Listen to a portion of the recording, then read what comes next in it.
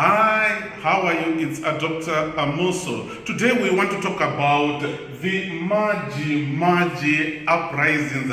What are we talking about? We are talking about water.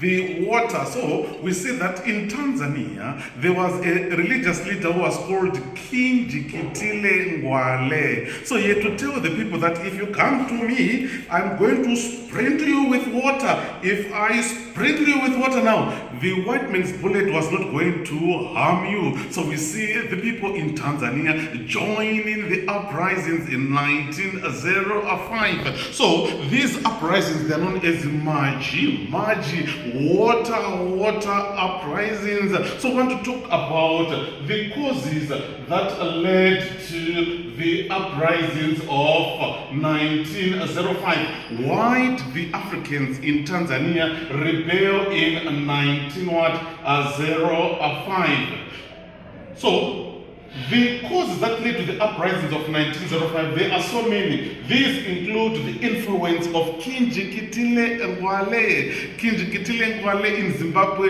is similar to Mbuyane Anda Kufava Chita Urashoa. You remember Mbuyane Anda?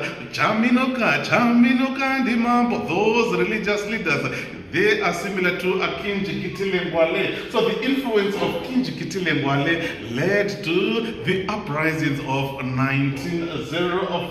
So he had to influence the people to take up their arms, to take up their guns, to fight against the German East India Company. Then the burning of the sacred shrines and sacred huts.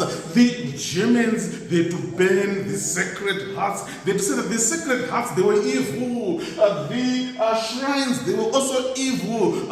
Why? It is because they brought Christianity in the name of the Father, the Son, and the Holy Spirit. So people were supposed not to believe in Christianity, which had been brought by the Germans. So they had to do away with the traditional ways of survival that the local people were doing. So that angered the people. How can you burn our sacred hearts? How can you burn our shrines? So people were angered, and we see them rebelling in 1905. They also talk about forced labor. People, they were forced to work at the mines, at the farms of the Germans. They worked for long hours, and they were given salaries which were below poverty datum line. So that again frustrated the people, explain why they to rebel in 1905. Again, added to that, now we talk about the issue of being forced to grow crops such as sisal, such as cotton.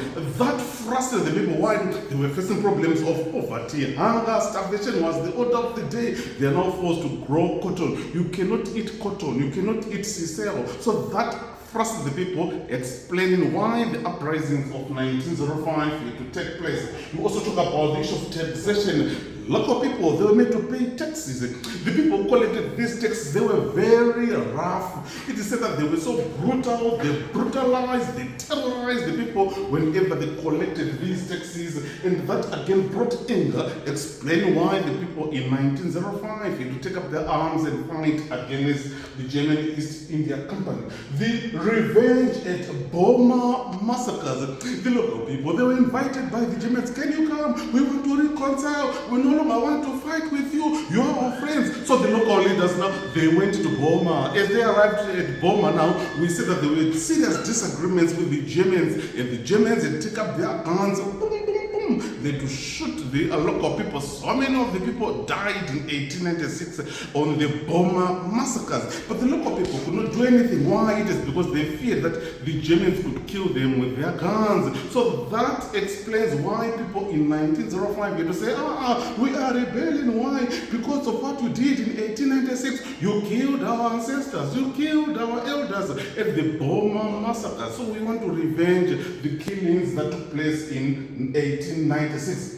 Chabruma's personal cause. Chabruma, he was a local chiefdom. He was a Ngoni chiefdom. You know, the chiefs of long ago, they had so many wives. But you know, one day, one man in the community, they say, hey, my Chabruma, one of the wives, I love my Chabruma, Ndisho. And what did he do? He had to say, juice my Chabruma. And when he said, juice my Chabruma, now Chabruma discovered that one of the wives now was going out with a local man. And what did the local man do? do. He had to run away. He had to seek refuge to the Germans. And when Chabuma discovered this, he said, "You Germans, can you make that man who fled to come back so that I could punish him? You are sleeping around with my Chabruma." So that on its own could not take place. Why? The Germans had to say, "No, no, no, already, we are already a sinful man. We don't want polygamy. Polygamy is not good at all." So the Germans now, we see that they were now protecting the people who were regarded as evil in the society. That angered the people again, explaining why the revolts of 1905 had to take place. Loss of independence. The local people, the local chiefdoms now, they lost their independence. They were no longer free to do what they wanted to do. They were forced to go and work at the farms and also mines of the Germans. Kings also lost their powers. Local chiefdoms, they no longer had the power that they used to possess. That again angering the people, explaining why the uprisings of 1905 had to take place. Then we also talk about the loss of land. The people lost their lands. Their lands were now taken by the Germans, and the Germans now, we see that they were now in total control of so many land that was in Tanzania. Then also talk about the use of colonial agents such as the Akidas and the Jumbes. You're talking about the traders, and also the local people who were used by Germans as puppet leaders. These now ill-treated their people. People were angered. How can you ill-treat us? We are Africans, but we are being used by these Germans to ill-treat us. So people were angered that the local people now were being used by the Germans to ill-treat them. Now explain why the uprisings of 1905 yet to take place. So these are the causes that explains why the uprisings of 1905 took place. The Maji Maji Uprisings, the Mvura uprisings, Amanzi uprisings. Thank you so much. It's Dr. Musa.